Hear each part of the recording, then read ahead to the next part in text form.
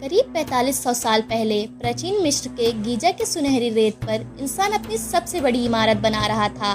सूरज की तेज किरणों में मजदूर हजारों पत्थर को खींचते, लकड़ी के स्लैब और रस्सियों का सहारा लेते हुए दिन रात काम कर रहे थे। उनके कपड़े साधारण और धूप से तपे हुए थे, हाथ पसीने से लथपथ, मगर आंखों में मेहनत और गर्व झलकता।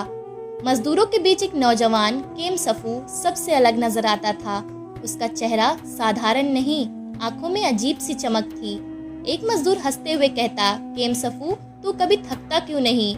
हम सब दम तोड़ देते हैं और तू ऐसे काम करता है जैसे किसी अदृश्य ताकत ने पकड़ रखा हो। केम सफू हल्की मुस्कान देता, लेकिन कुछ नहीं कहता। रात का वक्त, सभी मजदूर सो चुके हैं। रेगिस्तान की हवा में सन्नाटा और ठंडक फैल रही है। केम सफू पानी लेने बाहर निकलता है।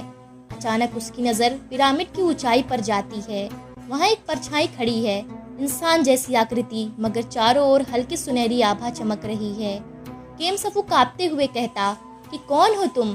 परछाई धीरे गूंजते स्वर में बोलती है, मैं वही हूँ जिसे इस धरती पर रहस्य की रक्षा करनी है और तुम्हें चुना गया है। केम सफू डर के मारे फुसफुसाता, चुना गया? किसके लिए? परछाई कहती है, ये पिरामिड सिर्फ मकबरा नहीं होगा, इसके पत्थरों में ऐसा रहस्य बंद होगा जो सितारों से जुड़ा है, और ये रहस्य केवल उन्हीं को दिखेगा जो चुने गए हैं। अगले दिन से केम सफू चुपचाप हर पत्थर पर छोटे छोटे निशान उकेरने लगता है।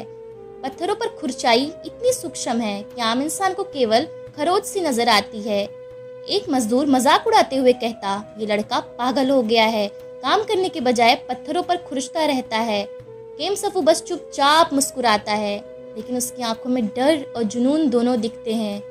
एक रात जब काम रुक चुका था और चारों तरफ सन्नाटा छाया था, केम सफू अगले पिरामिड की ऊंचाई पर चढ़ता है। अचानक उसकी आंखों के सामने चीख का दृश्य खुलता है। नीचे एक मजदूर की लाश पड़ी है। उसकी आंखें खुली हैं, लेकिन उनमें जिंदगी का कोई निशान नहीं। हाथ में वही पत्थर है जिस पर केम सफू ने चिन्ह बनाया था। केम सफू घबरा जाता है। पीछे से वही परछाई प्रकट होती है और कहती है, याद रखो, ये चिन्ह सबके लिए नहीं है। जो इन्हें समझेगा वो बच नहीं पाएगा।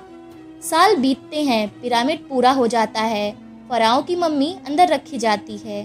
लोग खुश हैं, अब फराओ अमर हो गया है। मगर उसी रात चांद की रोशनी सीधे पिरामिड की चोटी पर पड़ती है। केम सफू देखता है कि जिन पत्थरों पर उसने चिन्ह बनाए थे वो हल्की नीली रोशनी से चमकने लगते हैं। पूरा पिरामिड अचानक आसमान की ओर नीली किरणें छोड़ता है, सीधे सितारों से जुड़ जाती है। अगली सुबह लोग पाते हैं कि केम सफू गायब है। उसका कोई नामो निशान नहीं मिलता। सिर्फ एक आखिरी निशान पिरामिड की सबसे ऊंची चोटी पर चमकता हुआ दिखाई देता है। कहते हैं कि जब भी पूर्णिमा की रात चांद पिरामिड पर सीधी रोशनी डालता है, वही चिन्ह फिर चमकते हैं। और उसी वक्त कुछ लोगों ने पिरामिड की चोटी पर एक परछाई खड़ी देखी है। कौन है वो? केम सफू या कोई और जो उस रहस्य की रक्षा कर रहा है? क्या कोई रहस्य अभी बाकी है?